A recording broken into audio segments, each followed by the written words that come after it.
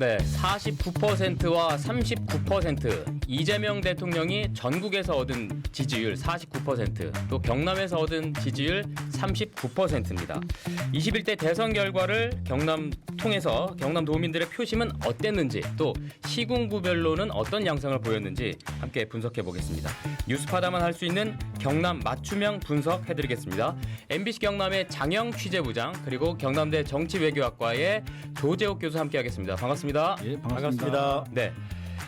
지금 21대 대선 끝나고 이제 조금 홀가분할 것 같은데요. 네. 총평 먼저 한번 들어볼까요? 어느 분 먼저 할까요? 네, 제가 먼저 네, 하겠습니다. 알겠습니다. 화면이 저쪽으로 오네요. 그렇습니다.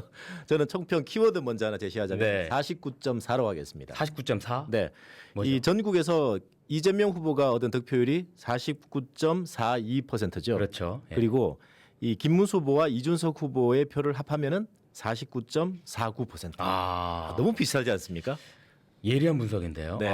근데 예리한 분석이라기보다 처음부터 너무 세게 나오는데. 근데 이게 사실 이제 그 우리나라 유권자들이 이게 표가 이제 보수 진보 이게 좀 양분돼 있다, 고착화돼 있다 이렇게 볼 수 있지만 네. 이재명 대통령에게는 이 권력을 선물했고 네. 그리고 야당에는 이 권력을 감시하라는 견제하라는 이런 역할까지도 주문한 게 아닌가 네. 저는 그렇게 보고 있습니다. 49.4. 알겠습니다. 자, 조재욱 교수님은? 저는 그냥 큰 틀에서 네. 민주 진영의 승리다 이렇게 이야기를 드리고 싶고 네. 우리 국민들이 이번 대선을 내란 심판으로 규정을 한 것은 맞다. 네. 그리고 같은 맥락에서 민주주의 회복을 갈망한 선거였다. 이렇게 짧게 이야기를 드리고 싶습니다. 좋습니다. 오늘 뭐 분량 조절까지 벌써부터 해주시는데 넉넉하게 한번 가보겠습니다. 자, 21대 대선 결과를 그러면 경남 중심으로 한번 살펴볼 텐데요. 이재명 대통령을 비롯한 호칭은 선거 기간의 기준으로 해서 그냥 후보로 하겠다는 걸 먼저 여러분께 말씀을 드리고요. 자, 전국적으로는 이재명 후보가 49.42%, 김문수 41, 이준석 8.3. 그런데 경남에서는 보시는 것처럼 이재명 39.4, 김문수 51.9, 그리고 이준석 7.4% 나왔다는 거 다시 한번 이렇게 볼 수가 있는데, 이 시간에는 경남에서 이재명 후보가 얻은 숫자 이 39.4%에 대해서 집중적으로 한번 알아보겠습니다. 그러니까 이게 40%를 결국은 못 넘었어요. 그렇죠.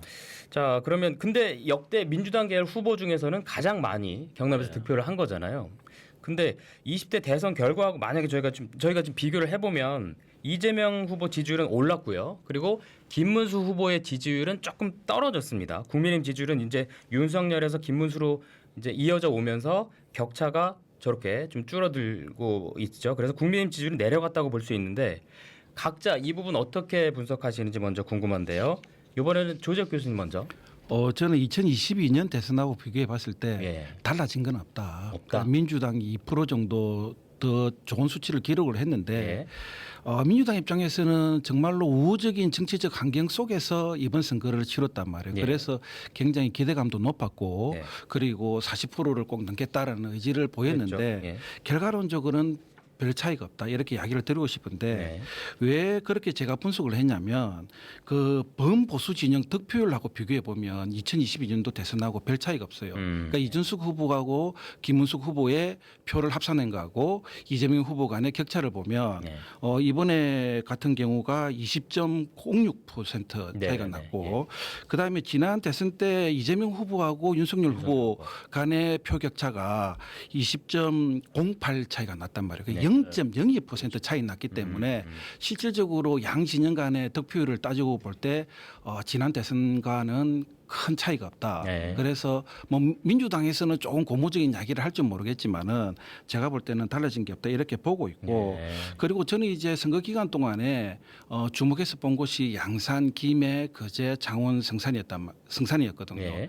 그런데 다들 아시다시피 그 김해하고 거제만 이겼고 그리고 이제 김해도 그렇게 속 시원하게 이기지도 못했고 예. 거제 같은 경우는 지난 보선 결과를 놓고 비교해 볼 때 차이가 너무나도 많이 좁혀졌고 그리고 좀 기대를 했던 양산, 창원, 성산은 또 졌단 말이에요. 네. 그런 측면을 볼 때 이곳 경남은 절대적은 아니지만은 기본적으로 여전히 보수 텃밭이 강한 곳이구나 이렇게 이제 저는 좀 크게 느꼈습니다. 보수세가 강한 곳. 저는 네. 좀 다른 차원에서 접근을 해봤으면 네. 좋겠는 게 물론 이제 20대 대선 같은 경우는 3년 전이었죠.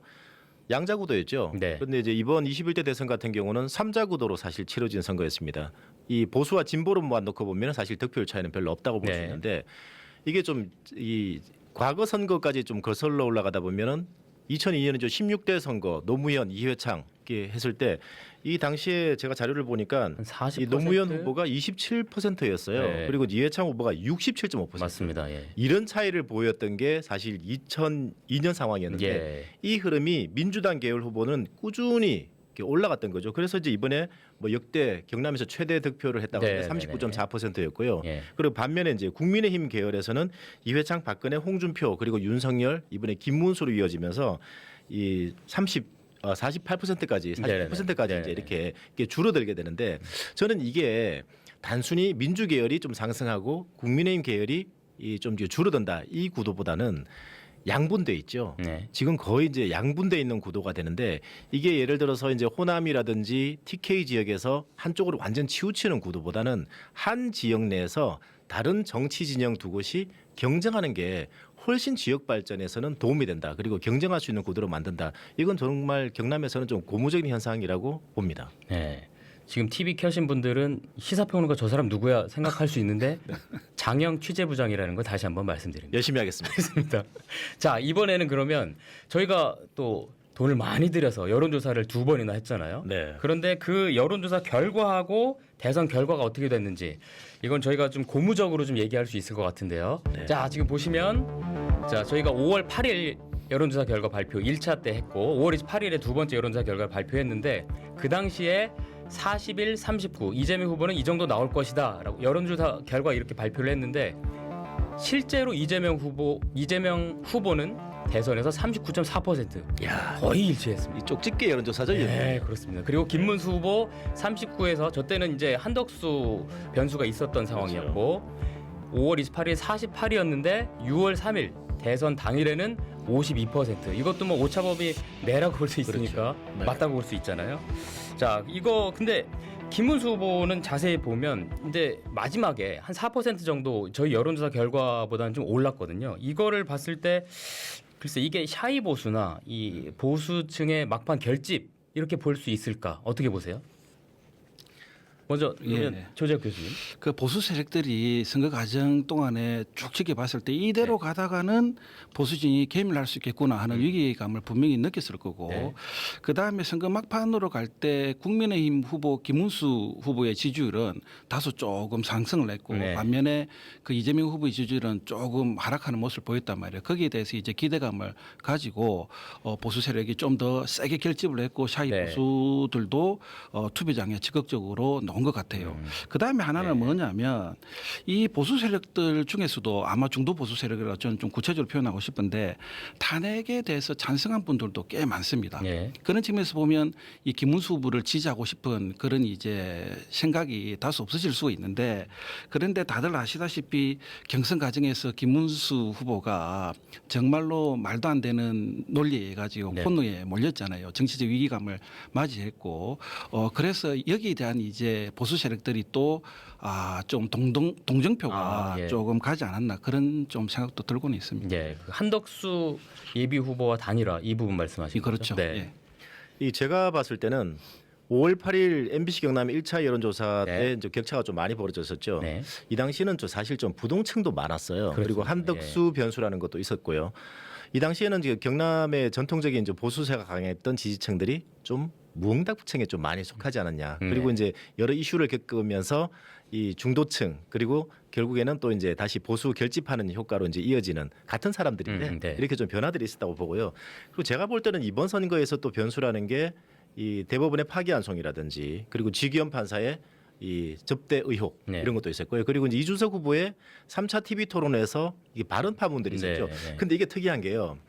대법원 파기환송 같은 경우는 여론조사 흐름을 보면은 많이 이미 여론조사에 반영이 돼버렸던 결과였고, 그리고 지기현 판사 접대 의혹 같은 경우는 이게 작용 반작용이 별로 없었다는 거죠. 그러니까 여론의 큰 흐름을 타지 못했다. 그리고 그 이준석 후보의 이제 3차 TV 토론 이렇게 발언 같은 경우도 이게 뭐 이재명 후보에게 유리하냐, 그리고 김문수 후보에게 유리하냐 이렇게 볼 수 없는 게 오히려 이준석 후보 표만 스스로 깎아먹었다. 네. 이렇게 좀 여론조사에서는 나오고 있기 때문에 네. 이런 결과들은 당연히 예측이 됐고, 하나 좀 자랑하고 싶은 게 MBC 경남 여론조사 왜 이렇게 적중이 많았는가? 과거 선거에서도 쪽집게 여론조사 정평이 좀 나 있었거든요. 네네네. 일단 돈을 많이 들여야 되죠. 그렇습니다. 예. 그리고 우리 이상훈 앵커도 좀 많이 좀 노력을 했지만 질문지 작성하는데 정말 공을 많이 들여야 돼요. 그렇습니다. 그래서 예. 정말 이제 뼈를 깎는 공을 들였고 나머지 하나가 운도 좀 따라야 됩니다. 한 치우치지 않도록 답변을 이끌어내야 되기 때문에 저희가 진짜 보기부터 여러 가지 고민했다는 거 다시 한번 말씀드리고 자 그러면 더불어민주당 경남 선대위는 이렇게 얘기했습니다. 경남에서 이번엔 40% 한번 넘겨보겠다. 네. 그랬고요. 저희가 여론조사에서도 이번 대선의 성격을 묻는 질문에 45%는 기존 야권에 의한 정권 교체 이런 여론이 45%나 됐거든요. 그리고 민주당이 이제 이번 선거 내내 비상계엄을 심판해야 된다. 비상계엄 세력들 몰아내야 된다. 이걸 계속 내세웠었는데 이 숫자가 그대로 이재명 후보 지지까지 올라가지는 않은 것 같아요. 그렇죠. 그러면 이거는 왜 그렇다고 보시는지 궁금합니다. 먼저 주재욱 교수님. 일단은 이제 정권 교체를 해야 되겠다고 응답한 사람들이 대부분 이제 탄핵에 대해서 찬성을 했고 12.3 계엄에 대해서 내란적 성격을 갖고 있다고 생각을 했을 거예요. 그런데 그런 생각하고 또 정당 지지나 후보 지지와 직결은 안 된 것 같습니다. 제가 볼 때는. 그래서 여러 측면이 있을 수 있는데 저는 이제 여론조사에서 한계가 분명히 좀 드러났다 이렇게 보고 있습니다. 그 여론조사 때 김문수 후보를 지지했던 유권자들은 아무래도 응답에 좀 미온적 반응을 보일 가능성이 꽤 크다. 전화를 안 받았든지 뭐 전화가 왔는데 아예 그냥 끈다든지 아니면 속내를 드러내지 않으면서 응답을 그런 했을 경우가 좀 있다 이렇게 보고 있고요. 네. 반면에 민주당 지지자들은 적극적으로 본인의 마음을 아마 표출을 했을 거예요. 그런 걸 볼 때 이제 표본 추출에서 한계가 조금 나타나지 않았나 이렇게 보고는 있습니다. 아니 저희가 여론조사 잘 됐다고 지금 얘기 한참 했는데 네. 여론조사 문제점을 얘기하고 계시니 난감한 상황. 열심히 하겠습니다. 여론조사. 그런데 이제 이 네. 탄핵 심판론 이 얘기는 사실 비교를 해봐야 되죠.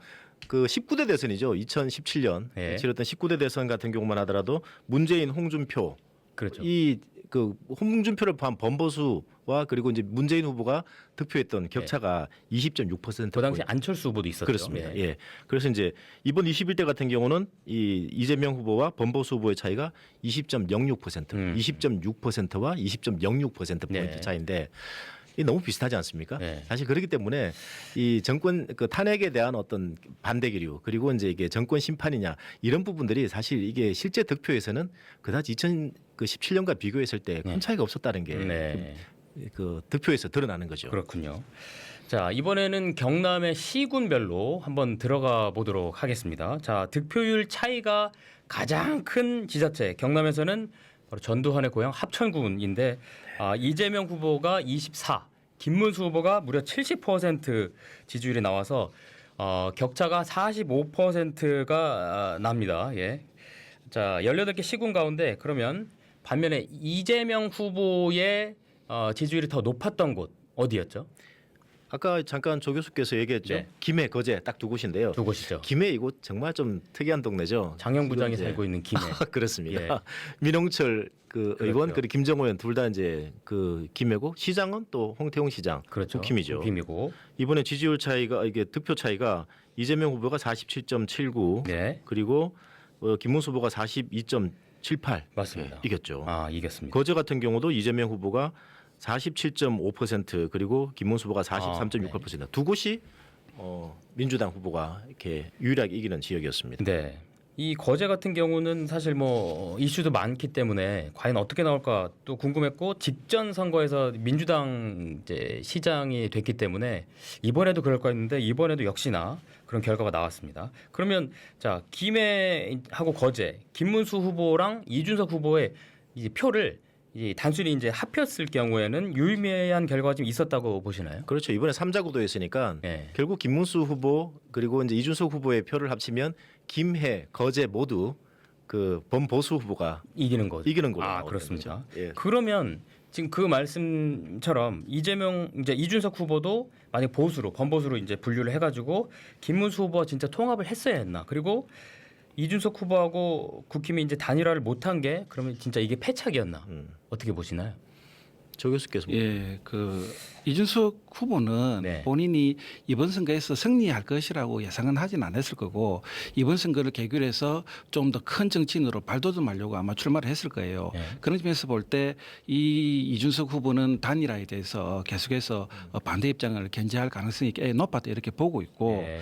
그다음에 이제 이준석 후보하고 김문수 후보의 단일화가 어떻게 보면 저기 그 범보수 진영의 승리를 가져올 수 있지 않았느냐 이런 분석도 있는데 네. 저는 뭐 그렇게 보지는 않습니다. 왜 그러냐면 단일화에 반대하는 지지자들도 있고 그런 지지자들은 또 투표장에 안 갈 가능성도 있고요. 네. 그다음에 이준석 후보의 표가 고스란히 김문수 후보로 간다 이렇게 단정지어서 이야기할 수도 없고요. 네. 이번 출구조사 보면 20대 30대 남성 청년들이 이준석 후보자에게 투표를 꽤 많이 했거든요. 그런데 이들의 그 갖고 있는 그 견해가 뭐냐면 저도 이제 학교에 있으면 그 젊은 대학생 남자 대학생들 많이 네네. 접하는데 아시겠네요. 그 이들은 12.3 계엄에 대해서 굉장히 불쾌하게 생각을 하고 있고 있을 수 없는 일이라 생각하고 있고 네. 내란이라고 많이 생각을 하고 있어요. 그다음에 탄핵에 대해서 찬성의 목소리를 높이는 사람들이 꽤 많습니다. 20, 30대 젊은 남자 청년들이. 그런데 이제 김문수 후보는 윤석열 전 대통령과 단절된 모습을 못 보여줬고 그다음에 계엄에 대해서도 속 시원하게 본인이 규정을 못 내렸단 말이에요. 그런 점에서 볼 때 이 이준석 캐즈들이 김문수 후보에게 다 표를 갔느냐? 가진 저는 않을 절대로 것이다. 가지 않았을 것이다 네. 이렇게 보고 있고 네. 그래서 후보 단일화 무산이 패착의 주요 변수는 아니다 이렇게 보고 있습니다. 네. 네, 그건 사실 출구조사에서도 그렇고 여론조사라든지 각종 지표에서도 이제 이준석 후보와 김문수 후보가 단일화했을 경우에 과연 승리하느냐 이건 네. 사실 좀 여론조사 결과에서도 사실 나오질 않거든요. 네. 아까 뭐 데이터를 많이 얘기했지만 그리고 만약 단일화해서 이길 수 있다면 이준석 후보가 먼저 갔겠죠. 그렇죠. 예. 그런데 이제 이준석 후보 같은 경우는 앞으로 정치를 해야 될 시기가 뭐 20년 이상 네. 충분히 남은 상황에서 그렇게 이제 그 이기지 못하는 단일화를 만약 했을 경우에 정치 생명이 끝난다고 사실 볼 수밖에 없는데 그 본인의 스스로 제일 먼저 판단하지 않겠어요? 저는 네. 그게 바로 이제 증거라고 생각합니다. 그렇습니다. 자, 경남의 또 정치 1번지를 또 얘기 안 할 수가 없죠. 이 창원시 성산구, 이 민주당 허성무 국회의원이 있는 곳이기도 한데 조재욱 교수님은 저 창원 성산 이 지역구를 예. 눈여겨 보셨다고요? 왜 그렇죠? 일단 이제 지난 총선에서 민주당의 그 후보였던 허승무 지금 의원이 당선이 됐으니까 그리고 성산은 또 우리 진보 정치의 1번지라고 네. 이렇게 이야기를 하잖아요 경남에서 그래서 민주당이 지금 좋은 분위기 속에서 꽤 많은 득표를 했을 것이다 이렇게 예상을 하고 봤는데 이 뚜껑을 열어보니까 또 결과는 전혀 다르게 나왔고 예. 이 결과를 쭉 보면서 제가 어떤 생각이 들었냐면 야 이 허승모 의원 마음이 상당히 불편하겠구나 이런 이제 불안할걸요? 네. 단면 뒤에 이거 참 쉽지 않겠구나 네. 이런 이제 생각을 했을 거고 반면에 국힘 소속의 그 성산 출마자들은 굉장히 고무된 그런 이제 생각을 하지 않았을까 이렇게 보고 있고요. 그 지난 총선보다 확실히 이번 대선에서 결과는 분명히 안 좋았습니다. 예. 그 제가 이제 신문 기사를 쭉 보니까 허승무 측에서 어떤 그 평을 했냐면 이번 대결이 인물 구도가 아니라 네. 지역주의 정서가 드러나서 좋은 결과를 얻지 못했다 이렇게 이야기를 했는데 제가 볼 때는 뭐 지역주의 정서가 주요 변수는 아닌 것 같아요. 이게 창원 성산은 노동자가 많은 곳이고 또 앞서 얘기한 것처럼 경남에서 진보 정치의 1번지로 이제 불리는 곳인데 그런데 이제는 그렇게 말하기가 쉽지 않은 지역이 되었지 않느냐 이렇게 네. 보고 있습니다. 제 개인적인 소견인데 창원에 이제 5개 권역이 있잖아요. 그 중에서 창원 성산이 상대적으로 경제적 수준이 제일 높아요. 월급 수준도 높고 집값 수준도 높고 그다음에 생활 인프라가 제일 잘 갖춰준 것이 창원 성산이거든요. 그렇게 볼 때 성산도 이제 가면 갈수록 점점 보수화되고 있는 그런 모습을 예전부터 계속해서 이제 보여주고 있다 이렇게 보고 있고 그다음에 득표율 한번 비교해 보면 창원 성산이 그나마 이 지역에서는 젊은 유권자들이 꽤 많은 곳인데 여기에 이제 이준석 후보에게 득표한 게 한 9% 정도 나와요. 이준석 예. 후보가 득표한 게 9% 정도 나오는데 그만큼 젊은 청년들은 지금 이 기성 정당, 기성 정치에게 좀 불만이 많은 그런 세대들이지 않습니까? 그러다 보니까 이런 게 이제 다 종합해가지고 이번 성산에서 결과가 좀 민주당에 다소 안 좋게 나오지 않은 일을 보고 있습니다. 저는 창원 성산의 이번 선거의 득표율보다 제일 주목하는 게 투표율이거든요. 예. 82%가 나왔습니다. 성산이요. 예. 보통 그 경남에서 투표율이 가장 높은 데가 뭐 하동이라든지 합천 이런 지역들이 네. 원래 1등 뭐 85% 예, 가까이 되고 막 맞습니다. 그랬는데 이번은 성산이 1등이 나왔어요. 음. 저 이거 이제 투표율을 놓고 보자면은 보통 선거에서 투표율이 55%다 이러면은 보수 쪽이 약간 좀 유리한 거 아니냐 이런 분석들이 좀 지배적이고요. 예. 65%면은 지금 진보 진영 후보들이 좀 유리한 거 아니냐 이제 이렇게 되는데 75%가 넘어가면 이거 예측 불허입니다. 75%. 왜냐하면 못 나올 사람들 빼놓고는 다 투표라 나왔다는 얘기입니다. 뭐 아파서 못 나왔다, 그다음에 뭐 정말 뭐 해외 출장 갔는데 도저히 돌아오지 못했다 이런 분들 빼놓고 다 나왔다는 얘기인데 82%면요 이건 정말 예측 불허고 또 이번에 성산의 특이한 점이 뭐 반송 대첩 이런 거 많이 했는데 반송 시장 주변에 지금 아파트도 굉장히 많지 않습니까? 네. 그쪽에서 내년에 지방선거 출마를 준비하는 선거 운동원들이 대거 출전했습니다. 네. 국민의힘 쪽에서 네. 그런 영향도 있지 않았을까? 그래서 이제 이런 결과들이 또 이어지지 않았을까? 저는 그렇게 또 분석을 해보고 있습니다. 좋습니다. 자, 그러면 경남을 넘어서 이제 부울경 PK로 한번 좀 가볼까요? 자, 이재명 후보가 부산에서는 자 40%가 나왔고요. 울산에서는 42.5%의 지지율을 보였습니다. 자, 이제 부산만 놓고 보자면은 이제 이재명 후보가 뭐 해수부 또 H&M 뭐 이 본사 이전까지 언급하고 협약식까지 맺고 뭐 퍼포먼스를 좀 화끈하게 했는데 예상보다는 이게 득표율이 좀 적은 거 아닌가 이 얘기도 나오거든요. 어떻게 보세요? 뭐 그래서 경남보다는 좀 높게 나고 조금 높죠. 40%대를 찍었으니까 네. 좀 나름 그래도 좀 뭐 좋은 분위기라고 이야기를 하긴 하는데 네. 제가 볼 때는 이 H&M 이전 가지고 이게 이제 득표로 이어졌다고는 보지는 않아요. 네. 왜 그러냐면 원래 이제 윤석열 전 대통령이 내건 공약이 산업은행 이전이었단 말이에요. 그렇죠. 예. 그 산업은행 이전하고 H&M 이전하고는 이게 제가 볼 때는 하늘과 땅 차이예요. 네. 왜 그러냐면 산업은행이 이전을 하게 된다면 이게 이제 부산도 이제 지금 소멸되어 가는 도시잖아요. 그러면 산업은행이 이전한다면 금융 허브 도시로 발돋움할 수가 있는데 안 그래도 부산은 해양물류 도시인데 여기에서 H&M이 온다면 물론 이제 과거보다는 지금보다는 더 좋은 효과를 발휘할 수 있지만은 산업은행 이전보다는 이게 큰 파급 효과를 내지를 못하고 있어요. 그래서 오히려 이재명 후보가 윤석열 정권 때 못했던 그 산업은행 이전을 제가 반드시 관철시키겠습니다 하면 이게 좀 표로 더 이어질 수가 있는데 네. 아무래도 이재명 후보는 이게 불가능할 것 같으니까 그 대안으로 해수부 이전하고 H&M 이전을 이제 약속을 했단 말이에요. 예. 근데 이거는 부산 시민의 마음을 울리기는 조금 부족했다? 약했다. 저는 아. 이렇게 보고 있습니다. 그래서 부산에서 40%에서 멈춘 것이다. 예. 알겠습니다. 자, 12.3 비상계엄 때문에 이제 6개월 만에 이렇게 치러진 조기 대선이었습니다. 그 후 진짜 6개월 동안 정말 많은 일들이 있었고 잠 못 자는 일들도 참 많았었습니다. 평소에도 끝까지 판다 이 말을 자주 하던 우리 장영 취재부장 흥미로운 분석을 좀 가져왔다고요. 네. 뭐죠?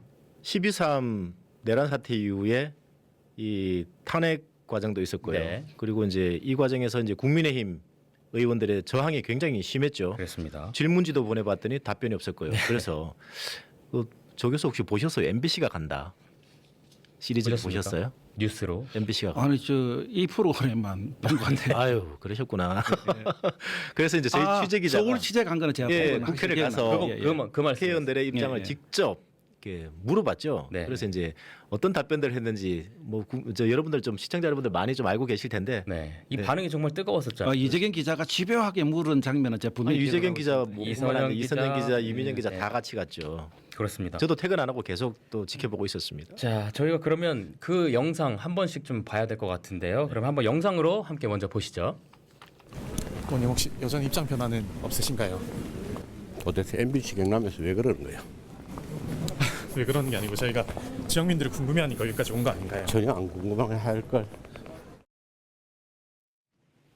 자, 오랜만에 듣네요. 네. 네. 지역민 안 궁금해할 걸. 네. 네. 반말도 이제 뭐 자주 들어서 이제 익숙한데요. 예. 자, 저게 2024년 12월 13일 그렇습니다. 그러니까 탄핵 표결 하루 앞둔 날. 네. 그러니까 통영 고성 지역구의 정점식 국회의원이 표결에 참석할 건지 입장은 뭔지 물었는데 이렇게 답을 한 거였습니다. 네. 자, 국민의힘의 또 다른 의원의 발언도 한번 들어보시죠. 당론 관련해서 좀 입장 표명하신 게 있는지. MBC는 공정방송하세요. MBC는 공정보도. 네, 공정보도 위해서 왔습니다. 혹시 관사는 어떻게 가게 되신 거예요?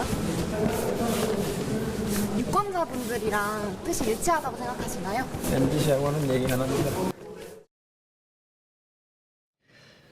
MBC하고는 얘기 안 한다고 하면서 인터뷰를 네. 너무 깔끔하게 잘 따줬네요. 그렇습니다. 예, 그렇습니다. 0.5초의 망설임도 없이 공정방송하러 왔습니다. 자, 하고 좀 했죠. 전에 이제 진주시 갑의 박대출 국회의원이었는데, 자 통영고성의 정점식 그리고 네. 진주 갑의 박대출 이 두 의원이 있는 이 두 지역은 이번 대선에서 네. 표심이 어땠는지 궁금합니다. 이 사실 저 정정피부 의원의 이제 지역민들 안 궁금해할 걸. 네. 이 발언은 지역민들 굉장히 공분이 심했죠. 그리고 네. 이제 뭐 지역구 사무실 찾아와서 이제 항의 집회도 여러 번 있었고요. 네, 이 우선 좀 비교해 보면은 이 통영 같은 경우는 그 20대 지난 그 3년 전 대선에서 이재명 후보가 33.25%를 득표했고요. 33, 그리고 예. 이번에는 35.57% 올랐습니다. 2% 뭐 정도 다른 지역도 올랐고요. 사실 올랐지만 네. 그리고 고성 지역 같은 경우가 좀 두드러졌는 게 네. 이 이재명 후보가 그 3년 전에는 30.49%였는데 이번에는 32.3%. 아, 그리고 이제 역시 올랐네요. 예, 김문수 후보는 윤석열 후보에 비해서 이렇게 좀 득표수가 지금 적었던 효과였고요. 그리고 박대출 후보 역시 있는 이제 여기는 좀 뭐 강민국 의원하고 같이 있는 이 진주 표심도 마찬가지로 이재명 후보가 그 3년 전보다 많이 받았고 네. 그리고 이제 김문수 후보가 3년 전보다 윤석열 후보가 받은 것보다 이렇게 적게 받은 이제 결과였는데 진주가 이번에 굉장히 특이한 게요. 네. 이 보수의 중심 그러면 우리 뭐 대구 뭐 이런 식으로 좀 보는데 이번에 사실 좀 진주가 굉장히 주목받았던 게 네. 그 김문수 후보가 경남 방문하면서 가장 먼저 찾은 곳이 진주 중앙시장이었고요. 네. 그리고 6월 2일이죠. 선거 전날 이 박근혜 전 대통령이 네. 이 찾은 곳도 진주 중앙시장이었습니다. 그렇습니다. 그래서 이제 보수의 성지 뭐 이런 얘기가 좀 나오고 있는데 어쨌든 여기서도 이제 득표는 3년 전보다 그 이제 민주당 후보가 더 받고 그리고 국민의 후보가 이 적게 덜 받게 받는 됐네요. 효과인데 네. 어쨌든 이런 그 후보들이 가장 먼저 진주를 찾는 이유. 궁금합니다 정말. 네. 다음 선거가 보수의 성지는 맞는데 경남 지역에서 제가 볼 때는 이제 혁신 도시가 생겼기 때문에 네. 이 판세가 조금 이제 달라지지 않았나 이렇게 아니요, 보고 저는 있어요. 좀 다른 얘기하고 싶은데 방송에서는 못 하겠네요. 자, 지금 윤석열 대통령이 그 후에 이제 탄핵 소추안이 이제 통과가 되고 또 윤 전 대통령이 이제 체포까지 되면서 국민의힘 의원들의 발언 강도는 더 세지고 거칠어졌습니다. 영상 한번 보시죠. 공수처 선관위 헌법재판소 불법과 파행을 자행하고 있습니다. 이 모두 대거 무시가 됩니다. 초구수자. 저희 MBC 경남에서 나왔는데요. 혹시 그 헌법재판소 그대로 풀어야 된다. 그거는 진위가 잘못 전달된 근데 것이니까 저희- 그거는 충분히 설명했어요. 설명을 못 들어서 저희가 서면 질의를 남겼었는데 답변을 못 들어가지고. 오늘 이 행사가 아니니까. 근데 저희 답변을 왜 안 주셨을까요? 국회의원님 이제 좀 말씀 좀 부탁드리겠습니다. 연락 드렸는데 답변을 안 해주셔가지고. 네. 아, 여기 지금 사천에도 오셨는데 유권자분들께서 뽑아주신 거잖아요. 네, 집요하게 질문을. 이순생 기자 대단하죠. 그렇습니다. 예. 자, 저게 이제 발언 보면 헌법기관의 처부수자. 와, 네. 좀 충격적인. 그 옆에서 발언. 있던 이종욱 의원 그리고 이제 강민국 의원 같이 뭐 이렇게 예, 우회치고 하다가 박수까지 치고 그랬었죠. 아유. 자, 그럼 사천 남의 하동인 이 서천호 의원이 저런 발언을 했고 입장을 저렇게 네. 밝혔는데 그쪽은 어땠나요? 근황도 궁금하고. 이쪽 지역 정서 좀 보면요. 이게 네. 뭐 서남북권에 사실 좀 보수의 중심이다 그러는데 이쪽이 옛날에 이방호 의원이 있던 자리거든요. 그랬습니다. 뭐 한나라당 사무총장이 있던 사무총장도 지역인데 있었고. 그 자리를 이렇게 빼앗은 사람이 강기갑 의원이에요. 민주노동당에 민주노동당. 16대였던가요? 17대였군요. 17대 네. 18대 이제 민주노동당에 득표를 해서 이제 이때 실제로 이제 이기게 되는데 이렇게 약간 야권 성향도 좀 있는 곳이었거든요. 근데 이곳에 이제 이게 서천호 의원이 또 이런 발언을 하면서 지역민들의 공분을 굉장히 샀죠. 그래서 이제 비교를 해봤습니다. 사천 같은 경우는 3년 전에는 이재명 후보가 32.98%를 득표했는데 이번에는 34.84% 더 많이 득표했고요. 그리고 나머지 남해 하동도 역시 마찬가지로 이재명 후보가 3년 전보다 다 골고루 더 많이 득표하고 이 국민의힘 같은 경우는 김문수 후보가 3년 전 윤석열 후보보다 적게 득표하는 이제 그런 결과로 이어졌습니다. 네. 자, 지금 뭐 이 국회의원들의 이 발언들 또 그 후에 이 표심은 어떻게 작용했는지 이렇게까지 좀 봤는데요. 자, 이번에는 지방 의원들도 만만치 않은 발언들을 좀 쏟아냈는데 그 영상도 함께 보고 오겠습니다. 지금 이게 국민들이 잘 모르고 있는 부분들을 개몽해야 되는 부분들이 있고. 그럼 탄핵 찬성 집회에도 참석하신 적 있으실까요? 선정 집회 갈 시간이 없어서요. 거기에 가야 될 이유는 없고요. 서부지법에 그렇게 많은 청년들이 모였었습니다. 여러분, 청년들이 나라를 위해서 일어난 것이 잘못된 것입니까, 여러분? 네, 맞습니다. 김해는 빨갱이들이 많습니다. 김해에서 의정 활동하기가 상당히 힘듭니다. 또 우리 아까 빨갱이 많다고 했던 우리 김해에서 우리 자유우파 대한민국 애국 보수의 힘을 펼칠 수 있도록. 네. 자, 예. 저 김해 주민인데 네. 또 제 얘기 들으니까 또 약간 자, 뭐 네. 의장이 아닌 당원으로 참석했다. 참 저렇게 또 표현할 수 있구나 이런 생각도 하는데 시의회 의장 자 정치적 중립 문제가 그때 많이 논란이 좀 됐었고 저희가 보도도 했었는데 어떻게 보십니까? 그 당시에 이제 손태화 방지법 이런 말이 나왔죠. 네. 자기는 시의원으로 이렇게 당원으로 참석한 거기 때문에 뭐가 문제가 되냐라고 하지만 이 얘기했던 게 그렇습니다. 이게 그 의장으로서 정치적 중립이 필요하냐? 이게 네. 공문법이 이런 게 나와 있거든요. 이 지방자치단체장은 정치적 중립을 지켜야 된다. 왜냐하면은 부하직원이 있기 때문에. 네. 국회의장도 마찬가지입니다. 국회의장도 정치인이지만 이 국회 사무처에 직원들이 있기 때문에 부하 직원들이 있기 때문에 이 정치적 중립 의무가 법상 명시되어 있습니다. 네. 그런데 지방의회 의장은 이런 규정이 빠져 있거든요. 그런데 문제네요. 이제 네. 의장으로서 이런 정치적 중립을 이렇게 지키지 않은 부분에 대해서 이런 손태화 방지법이 필요하지 않느냐 이런 문제가 제기됐습니다. 네. 조재욱 교수님. 필요하죠. 예. 예. 그 국회의장은 당직을 가질 수 없잖아요. 그죠? 중립을 표방해야 되고. 예. 그러면 지방의회 의장도 저는 똑같이 해야 되는데 이상하게 지방의회가 안 좋은 모습이 뭐냐면 국회에서 본인들이 뭐 얻어갈 수 있는 거는 그대로 따라가려고 하고 있고 그다음에 본인들이 조금 불편한 거는 또 안 하려고 하는 그런 모습을 보이고 있어가지고 정말 좀 안타깝다는 생각이 들고 그다음에 제가 이게 정치 시사 프로 나올 때 제일 이제 정치인들에게 당부하는 말이 3사 일어내라 구시하문이다 이런 말을 정말로 많이 하거든요.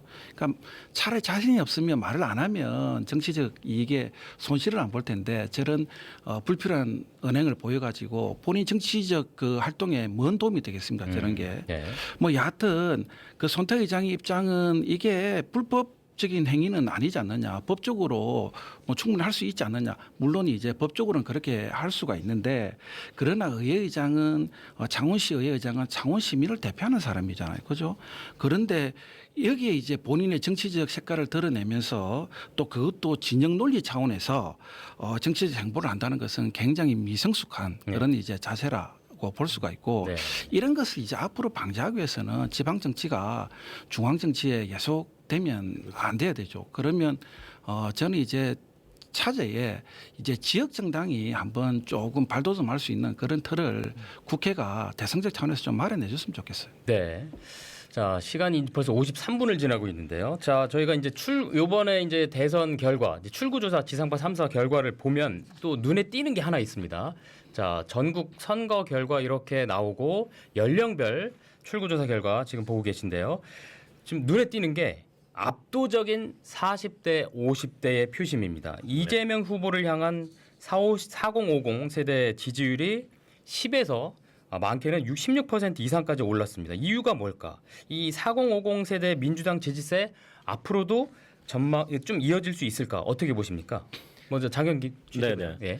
이 뭐 흔히 얘기하는 민주화 운동 세대 그러잖아요. 사실 지금 끝물이 50대 중반이거든요, 보면. 네. 그리고 60대가 벌써 지금 이제 민주화 운동 세대들이 60대가 지금 돼버린 상황인데 지금 이제 이 4050 이 표심들이 과연 이제 10년 뒤, 5년 뒤, 10년 뒤에는 어떻게 이어질까? 더 저는 60대가 되면은 더 이게 고차가 된다고 봅니다. 그런데 이제 50대 정도가 되면요.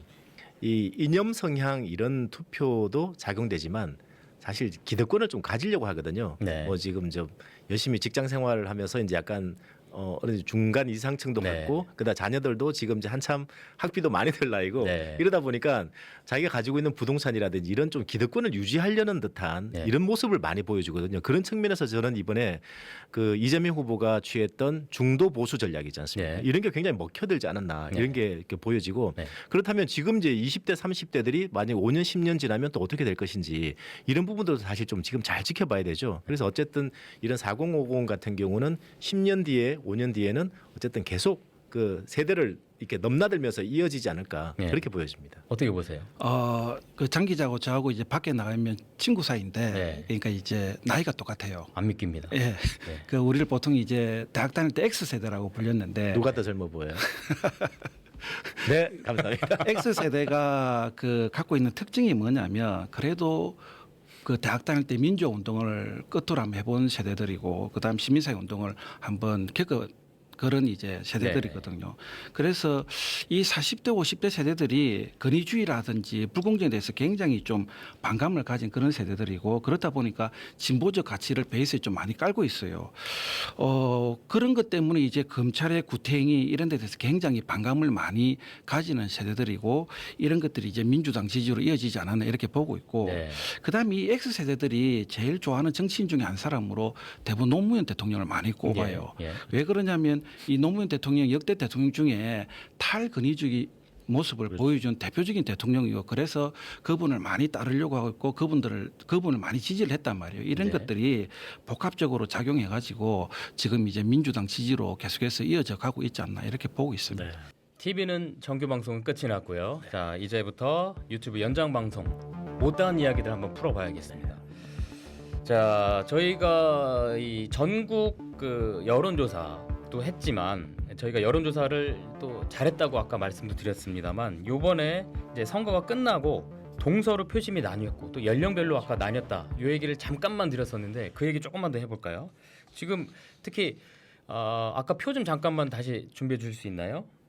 대선 연령별 출구별 연령별 출구조사 결과 네 여기 있습니다. 지금 보시면 자 지난 선거 때는 이재명 윤석열 후보 당시에는 20대 이렇게 표심이 좀 갈렸고요. 남녀가 또 눈에 띄죠. 그런데 이번 선거에서 20대에서는 특히 남성 이준석 후보가 37.2%로 가장 많이 지지를 한 걸로 나오고 또 30대에서도 이준석 후보가 25%나 이렇게 남성들한테 지지를 받는 것이 좀 눈에 띄는 상황인데 반면에 여성은 또 다르거든요. 이렇게 2030 남녀 표심이 달라진 거. 또 이준석 후보 같은 경우는 3차 TV 토론회에서 그 문제가 됐던 그 발언 때문에 좀 많이 도마에 올랐는데 그렇죠. 근데 20대 이쪽에서는 왜 이준석 후보 가장 높은 지지율이 나올까? 특히 남성들 왜 그럴까? 좀 궁금한데 어떻게 분석하세요? 저는 이제 학생들한테 듣는 이야기도 있고 네네네. 제 아들도 이제 20살이고 네. 쭉 들어보면 항상 차별받는다고 이야기를 해요. 20, 30대 젊은 남성들이. 그게 어디부터 시작되냐면 네. 과거 이제 문재인 정권 때 그 여성 중심의 정책이 너무 많이 쏟아졌다. 뭐 할당제라든지 네. 기타 등등. 그때 이제 또 여성 장관이 대폭 기용이 되었기도 했고 그다음에 이제 군 같은 경우도 여성들이 진급을 꽤 많이 했단 말이에요. 네. 이런 게 이제 복합적으로 작용하면서 남자들은 또 우리는 군대도 가야 되는데 그것 때문에 취업도 늦어질 수밖에 예. 없는데 이런 이제 불평이 쌓여간 것 같아요. 이거를 이제 이준석 후보가 갈라치기를 너무나도 잘했다 이렇게 네. 보고 있고 갈라치기 잘했다. 예, 네. 그러니까 갈라치기의 대명사라고 네. 이야기를 하잖아요. 유튜브 조 교수 방송이나- 아들은 이번에 누구 투표하는 걸로 알고 있어요? 제가 볼 때는 뭐 아마 제하고는 엄마하고 아빠하고 다르게 좀 네. 느낌상 이야기를 안 하는 거 보니까. 대화 같군요. 예. 네. 몇 번인지 대충 알 것 예, 같은데. 예. 그래서 이 이준석 후보가 이게 성별 갈라치기도 잘하고 세대 간 갈라치기도 잘하고 예. 이것 때문에 나름의 이제 10% 가까이 어떤 고정표도 얻었고 또 동탄에서 국회의원도 되기도 했고 굉장히 이제 수혜를 본 대표적인 정치인데 그런데 민주당도 저는 수혜를 봤다고 봐요. 왜 그러냐면 이준석 의원의 갈래치기 행위가 오히려 개딸 같은 이제 팬덤, 강력한 팬덤을 형성했고 이게 또 민주당의 강력한 이제 지지 세력으로 등장을 했단 말이에요. 그게 이제 가장 큰 수혜를 본 사람은 그러면 이제 이재명 후보도 네. 여기에 같이 이익을 얻었다 이렇게 보고 있고 네. 그런 측면에서 볼 때 민주당이 썩 그렇게 적극적으로 움직이지는 않는 것 같아요. 굉장히 미온적으로 움직이는 것 같고 그래도 이제 움직이는 모습을 보여야 되는데 너무 또 이게 또 남성들의 그 마음을 받아들이고 그들의 입장을 대변하다 보면 자칫 20, 30대 여성들의 표가 또 이 고정표가 강력한 지지 세력들이 사라질 우려를 하고 있지 않는가 하는 그런 생각도 해보고 있고 예. 그런 측면에서 조심스럽게는 남성들에게 다가가는가 하는데 쏙 시원하게 다가가지는 못한다. 아마 공학적으로 계산이 좀 아니요, 그럴 선상에서 수밖에 가지 없는 게 않는가 이래 보고 이번에 있어요. 민주당 캠프 같은 경우는 사실 오버하지 마라, 실수하지 마라잖아요. 지키기만 하면 되는 거잖아요. 네. 그러니까 괜히 이제 논란을 불러일으킬 필요가 없는 거죠. 그러니까 당연한 전략이었고 3년 전 선거만 하더라도 사실 이 20대 30대의 보수화 이런 말 썼는데 이번엔 사실 그런 말 나오지는 않거든요. 그렇죠. 네. 이준석 후보가 이렇게 지금 보면은 이 20대 이하 남성에게 37.2%, 여성에게 10.3%였는데 이건 제가 볼 때는 뭐 20대의 보수화라기보다 이거 남녀 갈등 아닌가 싶은 생각이 들 정도로 그리고 이제 20대 남성들 같은 경우는 이제 이게 뭐 군대 문제라든지 취업 문제 이런 거 굉장히 좀 현실적으로 많죠. 예. 이걸 역차별 당한다고 생각하는 일들 때문에 이런 현상들이 나타나지 않는가 싶어요. 이게 이제 탄핵 과정 때 여실히 드러났어요. 그 광장에 가보면 예. 확실히 탄핵을 찬성하는 쪽에는 젊은 여성들이 굉장히 많고 예. 그다음에 탄핵을 반대하는 쪽에 가보면 상대적으로 젊은 남성들이 많이 있어요. 예. 아까 이준석 후보가 갈라치기 잘한다 표현하셨잖아요. 그 갈라치기 잘한다가 좋아한다 그런 표현은 아니시죠? 아니죠. 예. 아니 소통 속에서 하합을 도모하고 통합을 중시해야지 갈라치는 게 뭐가 좋습니까? 네. 세대 간 갈라치기 지적을 저렇게 아주 멋있는 말로 또 얘기하네요. 그런데 이제 후보자들은 예. 뭐 득표가 제일 중요한 거니까 뭐 표 앞에서 뭔 짓을 못 하겠어요. 네. 지금 이 댓글 저희 댓글들을 보면 정말 경남은 어떡하냐. 경남은 진짜 답 없다. 이런 얘기 나오는데 아니 저는 아까 답이 있다고 말씀을 드리는 게요. 네네네. 두 정치 세력이 경쟁하는 구도는 훨씬 지역 발전에 도움이 된다고 생각을 해야 됩니다. 네. 예. 긍정적으로 봐야겠네요. 그렇죠. 예. 이게 이제 유튜브니까 제가 조금 시원스럽게 이야기를 하겠는데 제가 바로 그걸 원해요. 대구는 그 보수 텃밭이 네. 확고한 보수 텃밭이 많은데 이 PK 지역 불경 지역은 한 번씩 바람 물결이 바람이 일으킬 때 반응을 했던 곳이란 말이에요. 문재인 대통령이 중앙 정치도 잘하고 또 지방 분권에서 굉장히 심혈을 기울였을 때 지방선거에서 여기서 바람을 일으켰고 그다음에 그렇죠. 예. 또 총선에서도 네. 나름대로 선전을 했단 말이에요. 네. 그래서 이 부산 경남은 그래도 어떻게 이 민주당이 정치를 하느냐에 따라 가지고 뭐 민주당이 또 선전할 수 있는 그런 가능성이 저는 충분히 있는 곳이라고 보고는 있습니다. 저는 우리나라 이 국민들의 정치 성향이 사실 지금까지 전부 다 보수냐 진보냐 이렇게 좀 배차기. 저는 보수 진보라는 단어를 굉장히 쓰기 싫어하는데 네. 그래서 뭐 가급적이 뭐 민주당 계열 그다음에 국민의힘 계열 이렇게 좀 얘기를 하는 편인데 이거 사실 단어로 나눌 수 있는 게 아니지 않습니까? 그런데 이거에 따라서 결정되는 게 아니라 금방 조 교수 얘기했던 것처럼 그 벌써 지금 한 20대 30대들 보수화 된다는 말을 안 쓰듯이 이 친구들이 나중에 이제 기득권 세력에 가면은 얼마나 내가 지금 나한테 유리하냐 예. 이거 사실 따질 수밖에 없는데 이게 정치권이 아니라 유권자들 스스로에게 사실 이렇게 나올 수 있는 동력이 된다고 보거든요. 그렇게 되면 5년 10년 정도 지나다 보면은 얼마나 지금 현 정부가 잘 하느냐에 따라서 다음 선거의 그 방향이 정해지고 그리고 못하냐에 따라서 심판이 정해지는 게 자연스러운 현상이 좀 곧 온다고 봅니다. 그러니까 잘하면 반드시 표로 이어진다고 이야기는 못해도 어느 정도 효과는 분명히 있다고 볼 수 있고 네. 그다음에 우리 사회에서 이 정치권에서 가장 큰 문제가 뭐냐면 본인들이 잘해가지고 득표 얻는 거는 별로 없어요. 네. 그러니까 항상 여당이 실정을 한다든지 뭔가 안 좋은 반사 이익을 모습 보여줘가지고 야당은 늘 반사이익을 얻는 그런 네. 구조를 보였단 말이에요. 그런 측면에서 뭔가 이 좀 양당을 비롯해가지고 또 좀 소수 정당들이 분발해가지고 서로가 좋은 아이디어 내놓고 그 속에서 치열한 경쟁을 하면 유권자들도 분명히 이제는 좀 반응을 할 것이다. 저는 이렇게 보고는 있습니다. 네. 그 강의하다 보면 20대 남학생들 좀 어떻습니까? 그 20대 남학생들은 그 불평등한 구조에 있다고 그렇게 생각을 많이 해요. 지금 네. 저희 조금 전에 그 분석해본 결과에 의하면 서울의 대학가 근처의 투표소에서 이준석 후보를 지지했다는 응답들이 더 많이 나오고 이런 것들 보면 확실히 맞는 것 같습니다. 예. 아 그리고 이제 수업 시간에 토론을 한번 붙여보면 네. 남자들이 못 이겨요. 저희 신입사원 채용할 때 보면은 좀 그래요. 네. 아픈 얘기지만 현실은 그렇다는 거 말씀드리고 자 이재명 정부가 이제 취임 이제 이틀이 오늘 이제 지나고 이제 3일째를 이제 맞이할 텐데 글쎄요. 저 지금 뭐 저희 준비된 것과 다르게 이재명 정부가 앞으로 어떻게 가야 될까 좀 궁금하다고 네. 글들이 많이 올라오고 있는데요. 어떻게 가야 될 거라고 보시는지 궁금합니다. 뭐 본인이 밝혔잖아요. 네. 일단은 이제 그 12.3 계엄에 관해서 이와 관련된 일련의 사건들을 명확하게 빨리 이제 그 정리할 필요가 있는 거고 네.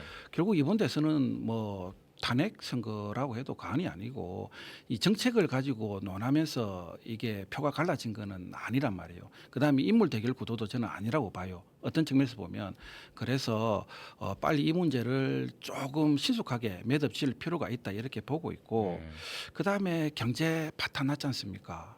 예, 정말로 지방 같은 경우는 한 집 건너 다 공실인데 청동 나가 보면 정말로 좀 막막하다는 생각이 좀 들고 합성동 뭐 별다방까지 없어진다고 이야기가 들리니까 그만큼 지방 경제는 계속해서 무너지고 있는데 뭐 빨리 이제 민주주의 소생도 중요한 과제지만은 경제 회복이 살리기. 정말로 절실한 과제가 아닌가 이렇게 보고 있습니다. 장경 부장은 이재명 네. 정부 저는 그 떠오른 단어가 첫 취임 100일이라는 첫 100일이라는 네. 글을 본 기억이 나는데요. 네.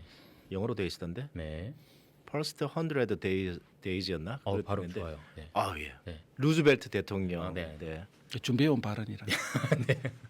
약간 적어봤습니다. 이게 뭐냐면요. 네.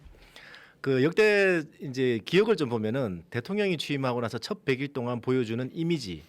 제가 기억하는 걸로 문재인 대통령 같은 경우는 5.18 묘역에서 이제 이렇게 포옹하던 장면, 유족들과 네. 포옹하던 장면이 있었고 윤석열 대통령은 제가 기억하기로는 용산으로 옮겼던 거 기억이 나네요. 처음에 네. 했던 건데 이게 왜 중요하냐면요. 지금 이재명 대통령 같은 경우는 제가 볼 때는 두 가지인데 외교적으로는 이 스트롱맨들을 상대해야 됩니다. 트럼프라든지 시진핑을 상대해야 되는데 이 외교 문제가 왜 중요하냐면 이번 달에도 당장 지금 G7인가요? 지금 국제회의장에서 정상들을 지금 만나는 일정들이 아마 좀 조율되고 있는 걸로 알고 있는데 이 외교 문제가 국내 경제 문제가 직결돼 있죠. 굉장히 시급하고 당면 과제인데 이건 굉장히 지금 파워풀한 리더십이 필요한 상황이고 네. 국내적으로는 이 통합이라는 굉장히 좀 소프트한 리더십이 필요한데 네. 이 두 가지를 보통 합한 게 학계에서는 스마트 리더십, 스마트 파워라고 하는데 이 두 가지를 100일 안에 꼭 보여줘야 되는 게 아닌가 그렇게 네. 생각합니다. 알겠습니다. 저희가 지난주에 이어서 이번 주도 유튜브 연장 방송을 했습니다. 2주 연속인데 두 분이 또 준비된 거 충분히 잘 보여주셨다고 생각이 들고 뭐 이 조합이 좀 괜찮은 것 같아서 다음번에 한번 또 이 상태로 한번 좀 모시고 싶은데 괜찮습니까? 조장. 네. 뭘 조장해 볼까요? 괜찮을 것 같습니다. 그럼 약속을 하시고 예. 저는 이제 꼭 방학이라서 뭐 그럼 시간 많네요. 네. 알겠습니다. 그리고 시간의 수당 없는 취재부장 불러주시면 어제 시간에 수당이 없네요. 그리고 그렇습니다. 예, 네. MBC를 뭐 저기 책임지고 나간다는 정신으로. 좋습니다. 예, 두 분하고 다음번에 또 한번 자리를 하겠다는 말씀드리고 인사를 드리겠습니다. 오늘도 두 분 말씀 고맙습니다. 진짜 고맙습니다. 행복했습니다. 감사합니다. 고맙습니다.